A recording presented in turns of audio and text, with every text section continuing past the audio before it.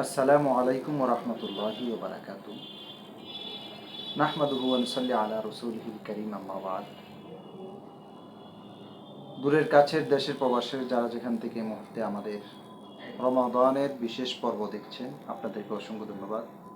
সবাইকে মাহে রমাদানের শুভেচ্ছা ও অভিনন্দন, মোবারকবাদ।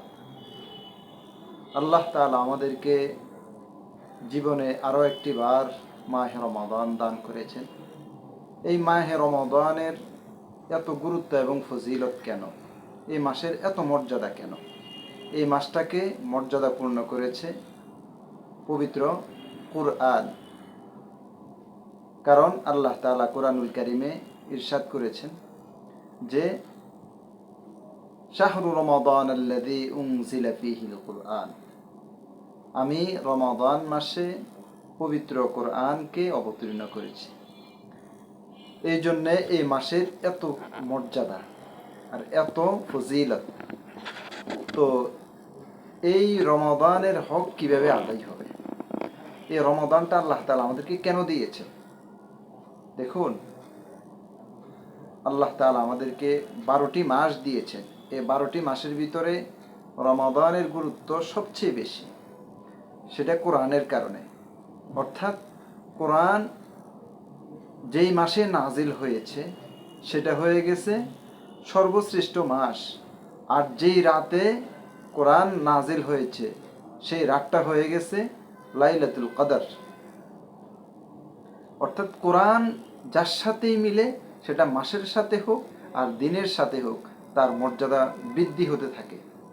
এই জন্যে এই কোরআন নাজিলের মাসে আমাদের কী করণীয়?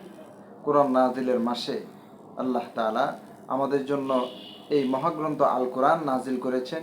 এই রমাদানের হক সেভাবেই পূর্ণ হবে, রমাদানের হক সেভাবেই আদায় হবে যখন আমি এই রমাদানে কোরআনুল কারীমের তেলাওয়াতকে আমি কন্টিনিউ এবং ধারাবাহিকভাবে আমি তেলাওয়াত করব।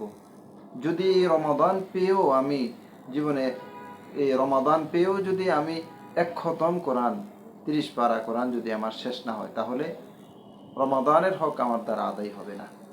এই জন্যে যারা কোরআনুল কারীমের তেলাওয়াত পারেন, ধারাবাহিকভাবে তেলাওয়াত করবেন।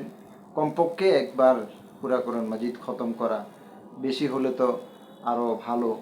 এই জন্যে সকলের কাছে অনুরোধ, এই রমাদান পেয়ে আমাদের করণীয় হলো আমরা কোরআনুল কারীমের তেলাওয়াত বেশি বেশি করব এবং অনর্থক অন্যায় কাজ থেকে বিরত থাকব। শুধুমাত্র দেহের রোজা নয়, আমরা অঙ্গ প্রত্যঙ্গেরও যেন রোজা হয়। আর অশ্লীল কাজ, কর্ম, কথাবার্তা থেকে আমরা আমাদের মুখ এবং হাত এবং অঙ্গ প্রত্যঙ্গকে বিরত রাখব এবং ধৈর্য ধারণ করব আর ইস্তেগফার পড়ব, আল্লাহর কাছে ক্ষমা প্রার্থনা করব। ধারাবাহিকভাবে আমাদের আলোচনা চলবে। দিন প্রচারের উদ্দেশ্যে আমাদের আলোচনাটি শেয়ার করে দিন। আসসালামু আলাইকুম ওয়া রাহমাতুল্লাহি ওয়া বারাকাতুহু।